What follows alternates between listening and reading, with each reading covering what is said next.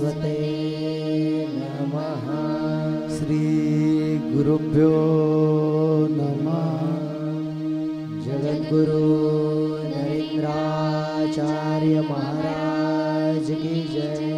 आद्य जगद्गुरु रामानंदाचार्य महाराज की जय। श्यावल्लभ रामचंद्र की जय। गुरुर्ब्रह्मा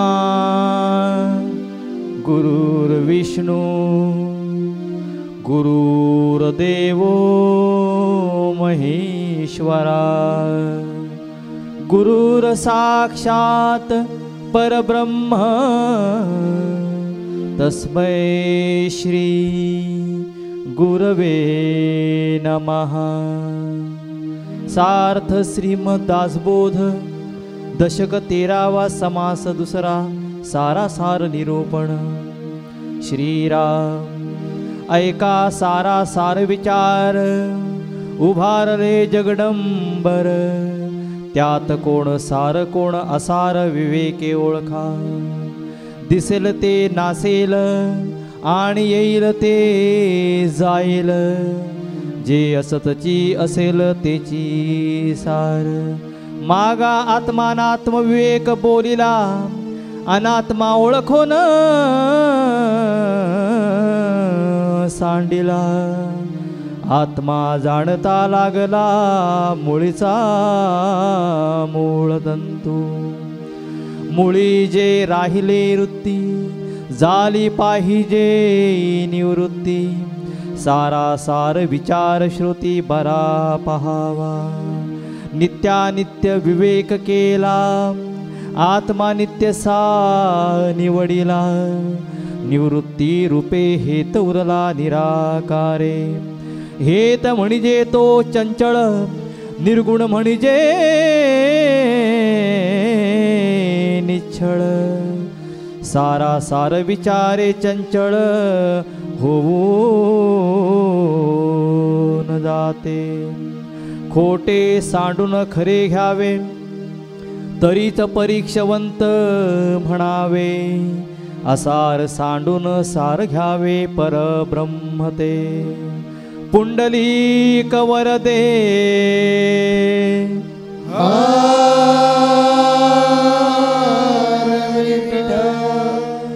श्री ज्ञानदेव तुकाराम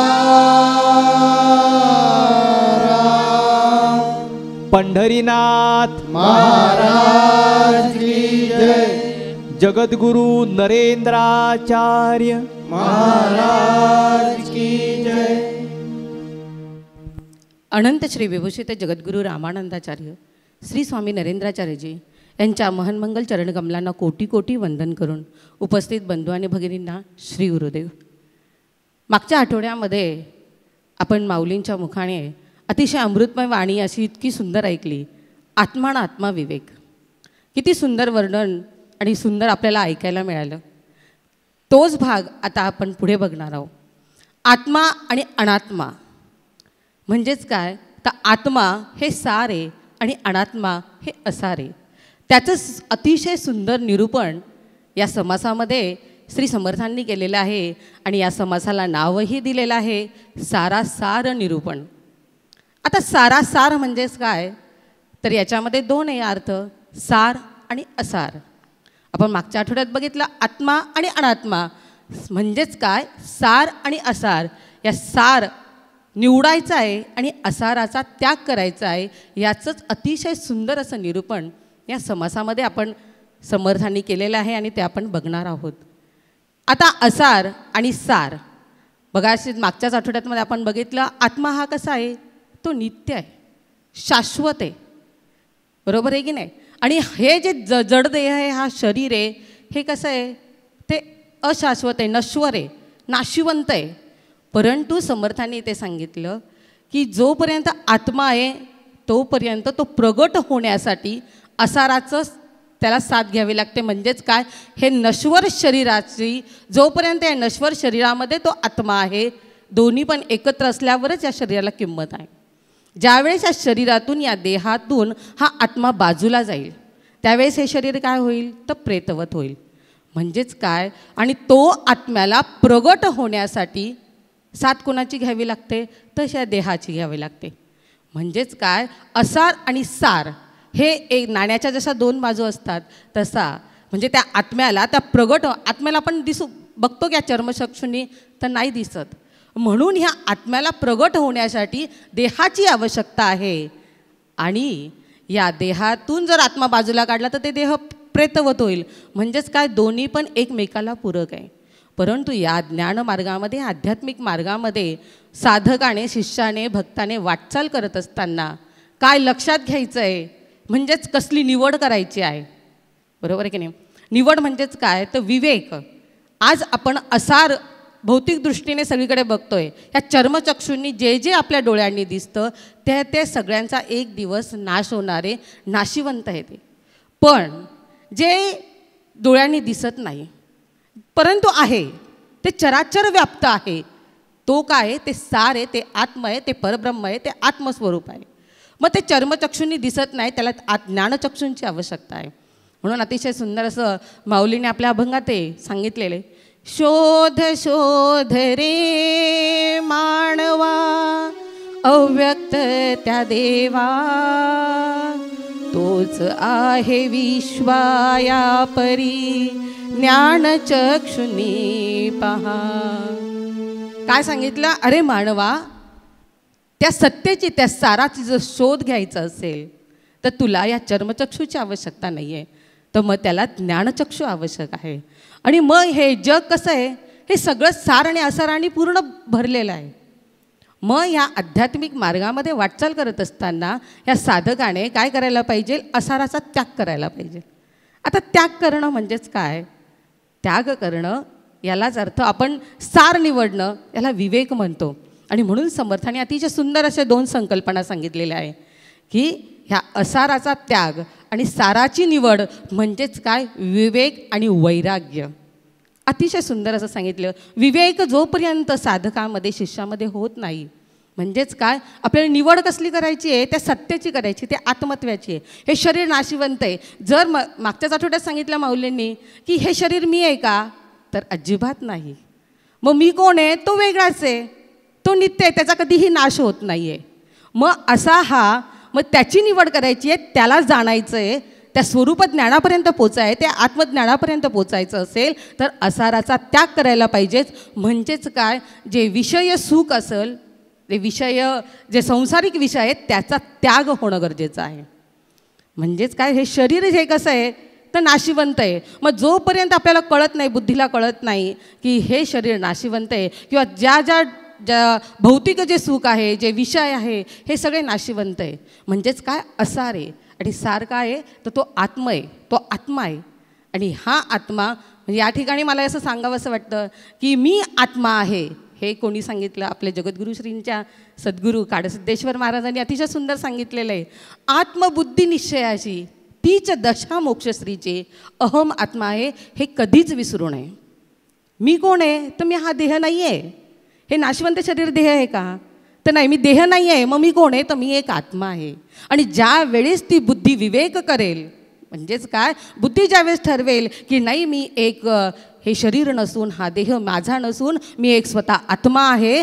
ज्यावेळेस आत्मबुद्धी, जी बुद्धी आत्म्यापर्यंत पोचेल की मी बुद्धी आहे, ही कोण आहे, बुद्धी काय म्हणेल की मी आत्मा आहे, त्याच स्थितीला, ती स्थिती आपल्याला कुठपर्यंत नेते, तर मोक्षापर्यंत नेते. तीच दशा मोक्षश्रीची. मोक्ष म्हणजेच काय, तर स्वरूप ज्ञान प्राप्त होणे, आत्मज्ञान प्राप्त होणे. आणि या स्थितीपर्यंत जर कोण पोचवतं, तर आत्मबुद्धी पोचवते. म्हणून सगळ्या संतांनी काय सांगितलेलं आहे की जोपर्यंत देहबुद्धीचा नाश होत नाही आणि आत्मबुद्धीचा विकास होत नाही, तोपर्यंत आपण त्या ध्येयापर्यंत, त्या ज्ञानापर्यंत आपण पोचू शकत नाही. आता हे ज्ञान, देहबुद्धीचा नाश कधी होईल, तर आपल्याकडे विवेक आणि वैराग्य असेल तरच आपल्याकडे तो देहबुद्धीचा नाश होईल. आता विवेक सांगितला की आपल्याला सार निवडायचं आहे, पण वैराग्य कसं आहे, वैराग्य म्हणजे काय, सगळ्याचा असाराचा त्याग करणं. आता याच्यासाठी मी कसं थोडंसं एक छोटासा दृष्टांत सांगते. म्हणजे आपल्याला सगळ्यांना दैनिक व्यवहारात आपण बघतो बघा की एक छोटंसं आई असते, छोटंसं तिला मूल असतं, ते मूल सारखं रडत असतं. मग आई कामात असते, पण आईला काय वाटतं, माझं काम होण्यासाठी त्या मुलाला मी काय करते, खेळणी देते. मग ती खेळणीमध्ये तो मुलगा रमतो आणि ती आई आपलं काम करते. अर्ध्या एक तासाने ती खेळणी बाजूला टाकतो तो मुलगा आणि परत रडतो. मग आई काय करते, बावरे तुला दुसरी चांगली नवीन खेळणी देते. मग ती अजून चांगली खेळणी त्या मुलाला देते आणि परत ती कामाला लागते आणि तो मुलगा परत अर्धा एक तासभर त्या खेळणीशी रमतो.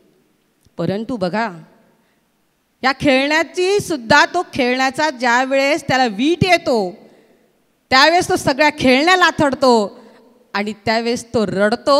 तो फक्त त्या आईसाठी रडतो आणि त्या आईसाठीच रडतो. त्याला खेळण्याला लाथाडून टाकतो आणि फक्त रडतो, अट्टहास करतो, व्याकुळतेने आईला चिकटण्याचा प्रयत्न करतो आणि म्हणतो की आता तुझ्याशिवाय मला हे खेळणं नको, काही नको. सांगायचं मर्म मला यायचंच आहे की ज्या वेळेस आध्यात्मिक मार्गामध्ये साधक शिष्य जे आहेत त्यांनी की या विषयाचा जे विषय आहे संसारिक विषयाचा त्याग केला की नको आम्हाला काही नको, आम्ही माऊलींजवळ खूप मागितलं, आम्हाला गाडी द्या, आम्हाला बंगला द्या, आम्हाला मुलं द्या, आम्हाला संसार द्या, सगळं मागितलं. पण एक वेळ अशी येते की ज्यावेळेस आध्यात्मिक मार्गातल्या आपण एक एक पायरी चढतो त्यावेळेस आपण बघा, अनेक शिष्य आहेत आपल्या की उच्च कोटीला गेलेले, ते माऊलींकडे कधी आता ह्या भौतिक विषयाचं कधी मागणंच मागत नाही. कितीही दुःख आलं तर नाही मागत, कारण त्यांना माहिती असतात आम्हाला काय पाहिजे, आमच्या सद्गुरूरूपी माऊलीच पाहिजे. आम्हाला भौतिक सुख, भौतिक विषय, भौतिक खेळणी आम्ही लाथाडलेली आहे. आणि हेच खऱ्या शिष्याचं, साधकाचं कर्तव्य असतं की त्यांनी या विषयामध्ये अडकायचं नाही, असाराचा त्याग करायचा आणि साराचीच निवड करायची. आणि कशाने होईल हे, तर विवेक आणि वैराग्यानेच होऊ शकत. असा हा म्हणजेच काय, तर देहबुद्धीचा नाश झाल्याशिवाय आत्मबुद्धीमध्ये आपण प्रवेश करू शकत नाही. आता मला इथे थोडंसं आपण इथे काय करूया, एक छोटासा दृष्टांत घेऊया. अतिशय सुंदर दृष्टांत आहे, आपण सगळ्यांनी ऐकलेलं आहे, माऊलींनी पण सांगितलेलं आहे. तर हा प्रसंग आहे महाभारतातील की ज्यावेळेस कौरव पांडवांचे दूत खेळतात आणि त्या दूतामुळे पांडव हारतात. त्यावेळेस त्या भर सभेमध्ये दुःशासन द्रौपदीला ओढत आणतो आणि त्या भरे सभेमध्ये तिचं वस्त्रहरण करतो. तिला विश्वास असतो की माझे 5 पती आहे, ते माझं रक्षण करतील, ह्या देहाचं रक्षण करतील.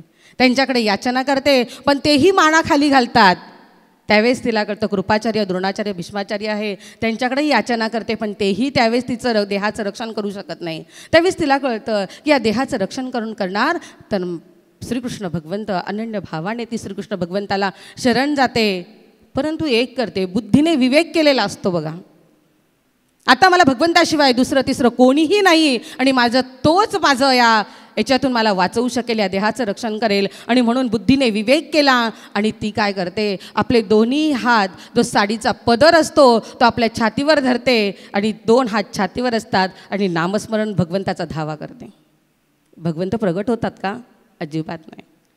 बुद्धीने विवेक केलेला आहे पण शरीराचा त्याग होत नाही, वैराग्य होत नाही, तोपर्यंत भगवंत प्रगट होत नाही. आणि मग शेवटी अशी वेळ येते की अनन्य भावाने व्याकुळ होते आणि त्या छातीवरचा हात सोडते आणि 2 हात जोडल्या जाते आणि त्या भगवंताचं नामस्मरण धावा करते.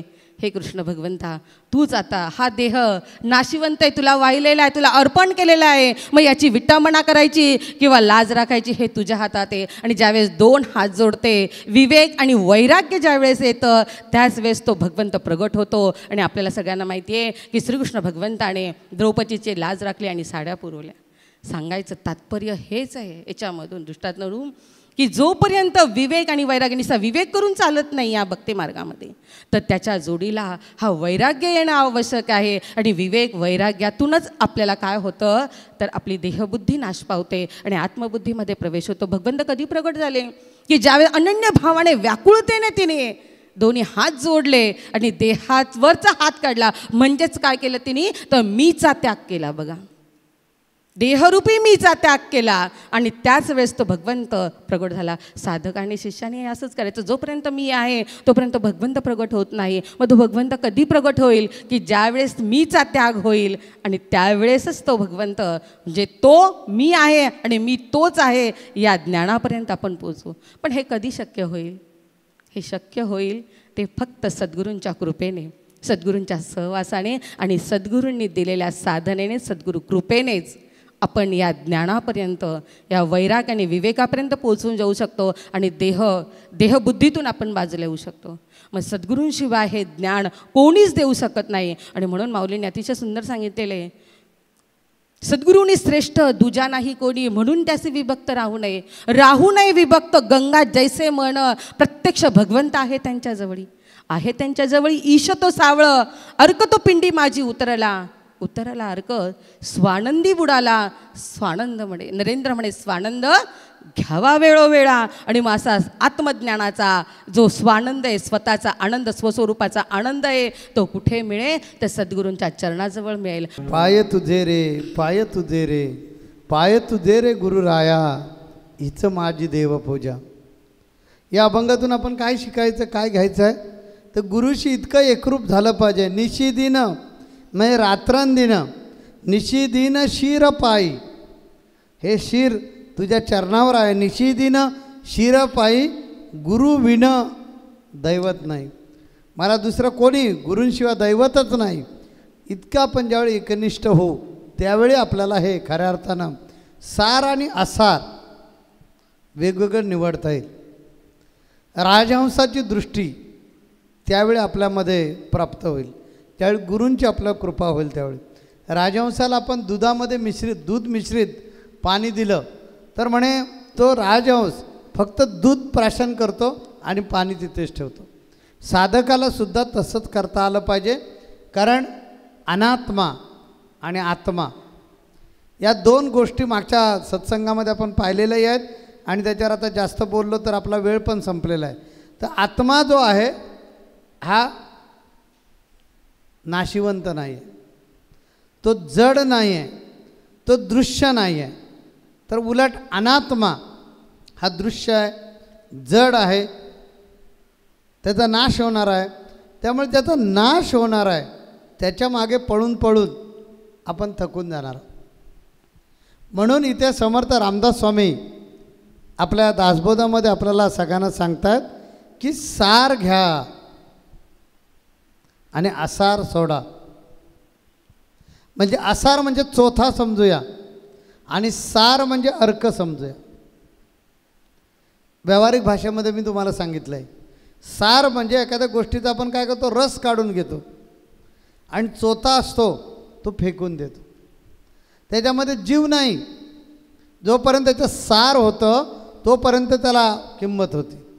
ज्यावेळी त्यातलं सार काढून घेतलं तर चोथा झालेला आहे, त्याला काही अर्थ नाही आहे, तो फेकून द्या. समर्थ रामदास स्वामींना इथं तेच सांगायचं आहे की आपल्याला अनात्मापासून बाजूला झालं पाहिजे आणि आत्म्याशी थेट आपली भेट झाली पाहिजे. ही भेट कोण करून देतात? तर सद्गुरू करतात.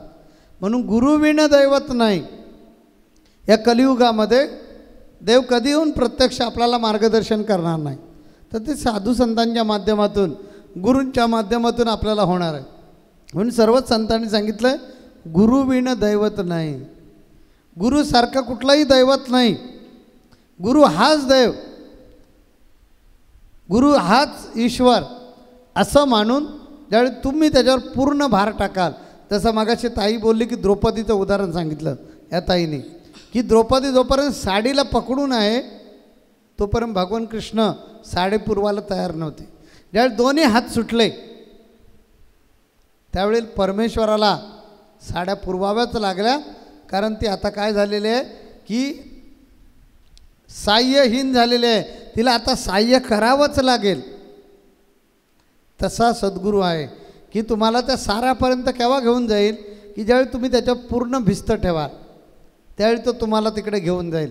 आणि तिकडे जाण्यासाठी तो काय सांगेल की अरे तू चिखलामध्ये जन्मालाच काही बिघडत नाही आहे, फक्त चिखल लावून घेऊ नकोस.